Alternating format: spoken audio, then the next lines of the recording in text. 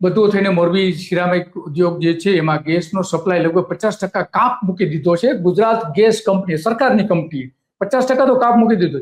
50% કાપ મૂકે તો મોરબી ઉદ્યોગ ચાલી શકે નહીં, કારણ કે એને તો 100% ગેસ જોઈએ તો જ ચાલી શકે. કારણ કે 24 કલાક ચાલનારો ઉદ્યોગ છે, એ રાતે બંધ થતો નથી અને દિવસે પણ બંધ થતો નથી. જો 50% આપે તો એને ઉદ્યોગ બંધ કરવો, અને એક વખત જો ઉદ્યોગ બંધ થાય તો એ એમનો ઉત્પાદન ખર્ચ અનેક ગણું વધી જાય છે, અને એટલા માટે એ સતત 24 કલાક એને ગેસ જોઈએ છે.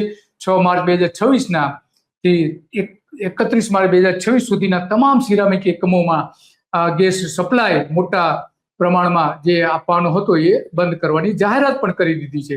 તો આ આખી બાબતો જે છે, અને એટલા માટે આજે આપણે ચિંતા કરવી પડે છે કે સરકાર, આપણી ભારત સરકાર, ગુજરાત સરકાર, મોરબીના જે કારખાનાઓ જે છે એ કારખાનાનો મોટાભાગના, એમાં 65 થી 70% તો એવા છે કારખાના કે જે પ્રોપેન ગેસનો ઉપયોગ કરે છે. એ પુરવઠો સદંતર બંધ થઈ ગયો છે.